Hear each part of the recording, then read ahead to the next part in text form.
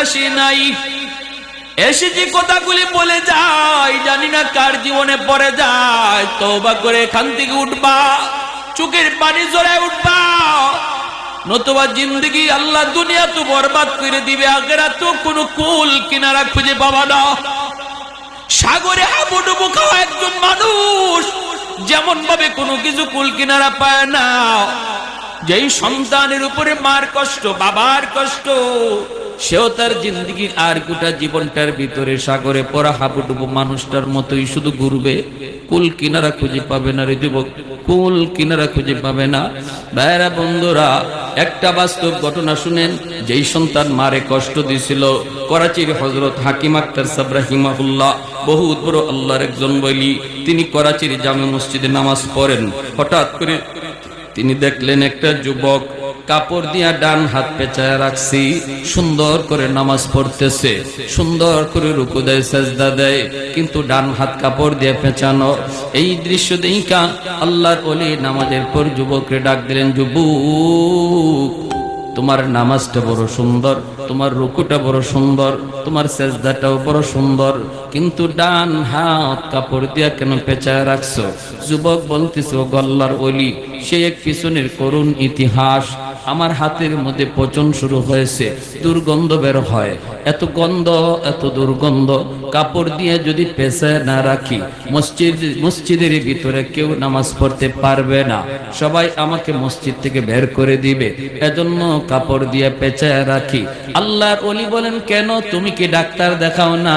যুবক বলে, ডাক্তার দেখানো শেষ, ভারত পাকিস্তানের সব ডাক্তার দেখানো শেষ, কেউ আমার রোগ ধরতে পারে না, কেউ রোগ ধরতে পারে না, পারে না, পারে না।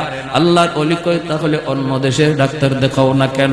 এমনি যুবক চুকির পানিটা চাইরা কান্দে আর বলতেছে, ও আল্লাহর ওলি, আমার বিশ্বাস হয়ে গেছে তামাম দুনিয়ার সমস্ত ডাক্তার যদি দেখানো হয় তবু আমার রোগ ভালো হবে না, কারণ আমার আগুন লাগছে আসমানে, পানি যদি দেই জমিনে কোনদিন আগুন নিভবে না।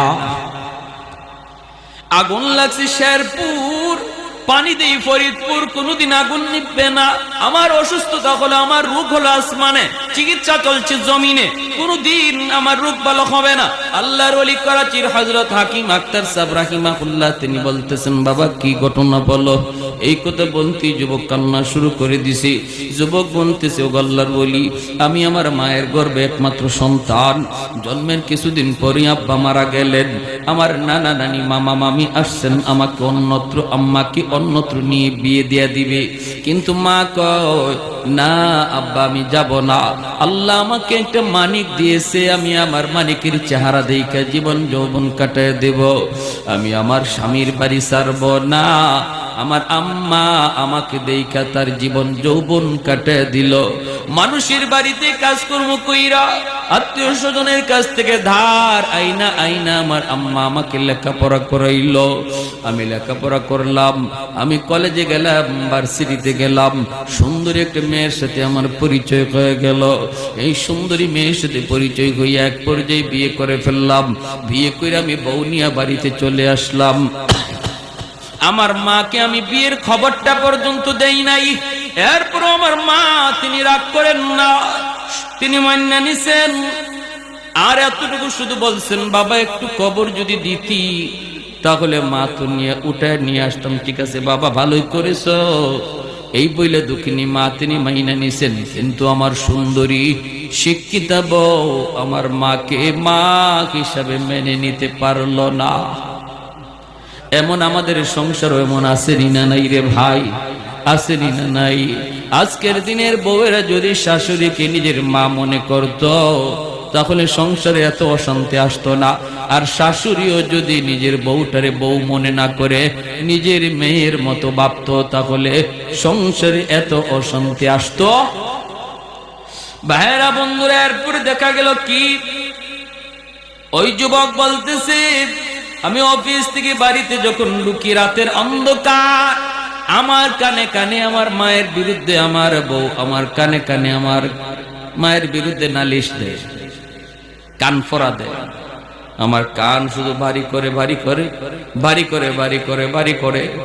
আমি তো দুর্বল, মহব্বত করে ভালোবেসে বিয়ে করেছি, এজন্য আমি আমার বউয়ের প্রতি দুর্বল হইয়া মার রুমে ঢুইকা মারে বকাবকি করলাম। প্রথম রাতে বকাবকি করলাম। মা কইতেছে বাজান আমি কিছু বলি নাই, যা কইছে তোর বউয়ে কইছে, কিন্তু এরপরও মায়ের কথা বিশ্বাস করলাম না, বউয়ের কথা বিশ্বাস করলাম।